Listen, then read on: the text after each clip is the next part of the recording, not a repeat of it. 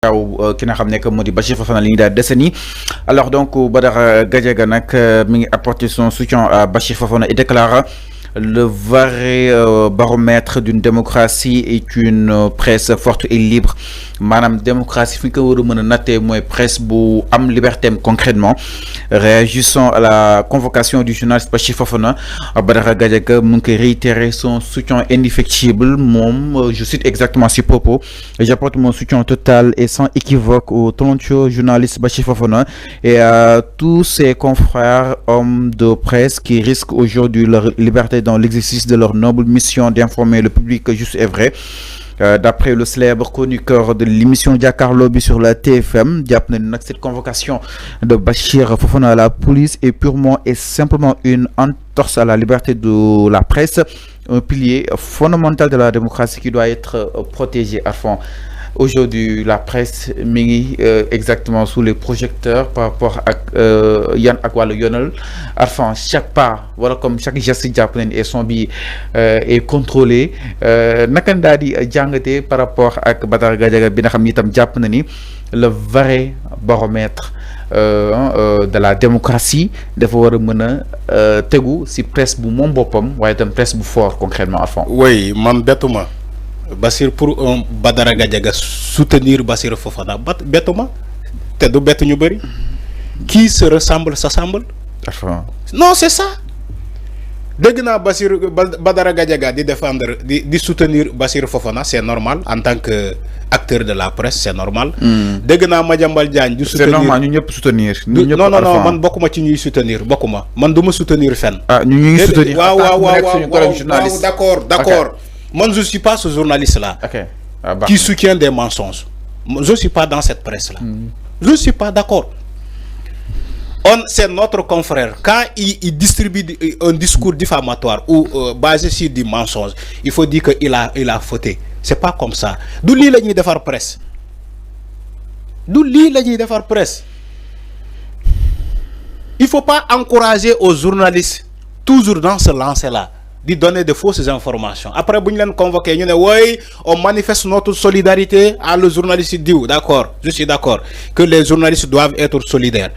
Mais un journaliste qui se démarque et qui n'est pas professionnel, qui donne des discours mensongers, il faut que la presse remet les points sur les i. Man lo la gëm. Gis nga en dehors du métier, on est tous des croyants. En dehors du métier, on est tous des croyants, que ça soit nga doon musulman, que ça soit nga doon chrétien, nga doon lu la ne, on est des croyants. Te yàlla dafa am lu mu wax ci religion bi, ci wàllu mu fen, baatu mensonge. Yàlla bugg ko. C'est l'un des grands péchés dans l'islam. Ñu ne ouais, on est journaliste même quand un confrère a menti. Si une information boo xamante mën na nërmel toute une institution ñu ne non nañ ko jàppale man bokkuma ci ñooñu de man damay jàppale dëgg laay jàppale. Si la presse est secouée mu leer ma ni que dañoo secoué ci presse dañoo nekk di brutaliser ci presse ci lu dul dëgg damay jàppale presse comme je l'ai toujours fait. Parce que je suis un acteur de la presse. Mais la presse n'est pas secouée jamono bii nii. C'est des journalistes qui donnent des discours mensongers. Malgré que Corée tëj ay portam 14 mois. Mais la presse est sous les projecteurs enfin quand même. Quoi qu'on puisse dire. Oui, d'accord. Financièrement, je suis d'accord. Mais on est dans le levier du mensonge. C'est là où je ne soutiens pas. Mais financièrement, si on doit soutenir la presse, là je suis d'accord. Alors Badara Gadiaga war nañu jàppale presse. Alors Badara Gadiaga kàddoo mi war nañu jàppale presse. jàpp na ni surtout les chroniqueurs ils sont en quelque sorte menacés pour redire exactement ses propos. naka na ko daal di jàngatee. Ama Fallou xama moom lu mu wax la xama lan lay wundu. Ni chroniqueurs yi bëri dañuy wax dëgg malheureusement. Oui, en d'autres termes, si les chroniqueurs sont en danger, parce que chroniqueurs yoy war nañu xolaat sen bop. Man lo la gëm deug rek. Mais libre d'expression. Non, la liberté d'expression n'a rien à voir avec le mensonge. Ça n'a rien à voir. La liberté d'expression n'a rien à voir avec un discours diffamatoire. C'est pas la même chose. Comme Kerok Binga donne wat critiquer, que la critique n'a rien à voir avec le mensonge. Tu peux critiquer, nga basé ko ci deug, ci logique. Te ken du la japp, ken du la convoquer. Mais nga ne da ngay critiquer, nga ci laxasalé lenen di wax ludul deug, di joxe ay information yo xamantene du deug, buñ la woyé laaj la fo jëlé information bobu, do xam sa li ngay wax. Mais lolu du critique.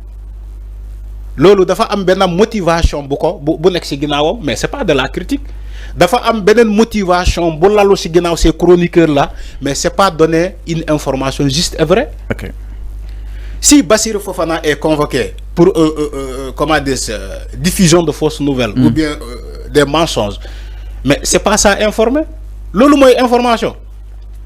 C'est pas ça informer à la population qui a droit à l'information. C'est pas ça fallu du lolu moy liguey chroniqueur.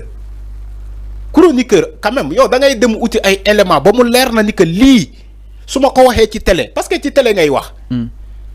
Mu leer na ni que boko joxé ci télé boko waxé ci télé kenn du la top kenn du la convoquer dañuy xam ni que waji lu mu wax ni deug la. Wala buñ la convoquer nga nek à mesure de fournir des preuves yu wona ni que yow li nga wax ci télé bi ba ñëpp jot ci deug nga wax. Lolu moy liguey chroniqueur. Quand un Badara Gadiaga, non mais moi je suis tellement désolé. On dit oui, Badara Gadiaga a dit que oui la démocratie. C'est quoi la démocratie?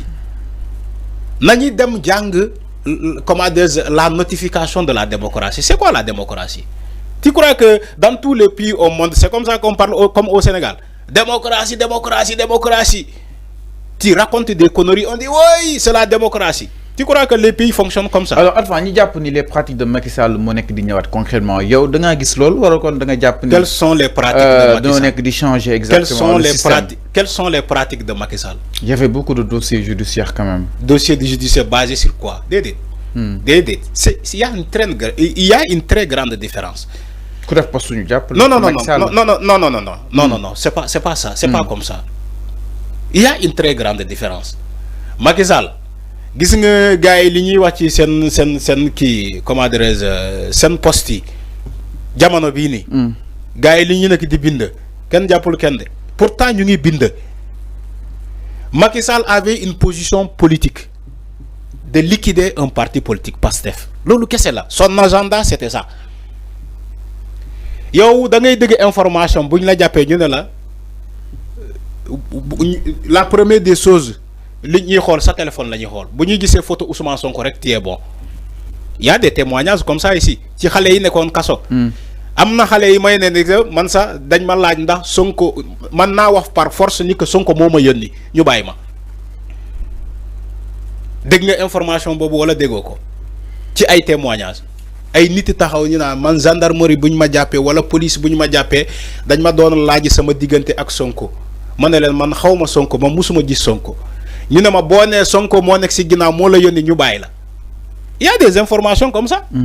ay nit yi dañ doon def ay témoignages yu mel noonu mais est-ce que jamono bii nii police arrêté na nit mu laaj ko ndax Macky Sall moo nekk sa ginnaaw neel par force Macky Sall moo la yónni pour nga def poste bii nii wala neel par force Macky Sall moo la yónni nga saaga benn police waxu ko fii wala benn gendarmerie arrêté wu fii ci jamono bii nii nit di leen laaj genre question yooyu wala Casamance nga dëkk.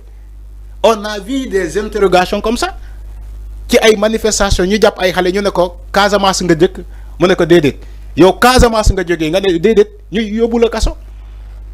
Il y a des témoignages comme ça ici wala ñu xol sa loxo bu xawé wéx rek nga ne la da nga doon de sandi xeer Fallou c'est pas la même chose. Il y a il y a une très grande différence. Il faut arrêter de faire cet amalgame là.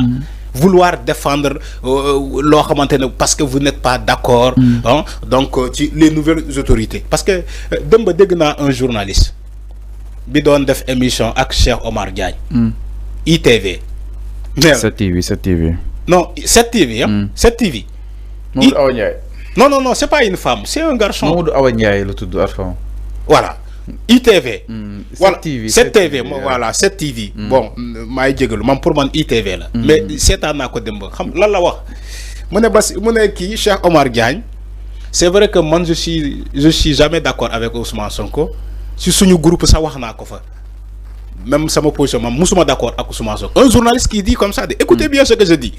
Il l'a dit devant la télé. Il dit man c'est vrai que man musuma d'accord avec Sonko. Wax na ko ci suñu groupe, mais kérok bu mu jëlé décision de dire que on annule le stage aux États-Unis, que suñu athlètes yi préparé wu fi, mané sama gaay man musuma d'accord avec Sonko, mais fi d'accord na ak Sonko. OK, tu vois comment un journaliste il le dit devant toute la télé. OK. Man je n'ai jamais d'accord avec Ousmane Sonko, mais kérok bu mu jëlé décision bi d'accord na. Alors c'est sa position Alphonse, ñu nangul ko c'est alors OK, d'accord. Alphonse s'il te plaît. Alors mais non leer na par rapport ak li nga xam ne que moo di justement Miro Badara Gadiaga taxaw seetlu bi nga xam ni itam def nañ ko si allant dans ce sens. Alors dañ ñëwaat itam si beneen ponk sans plus tarder ki nga xam ne que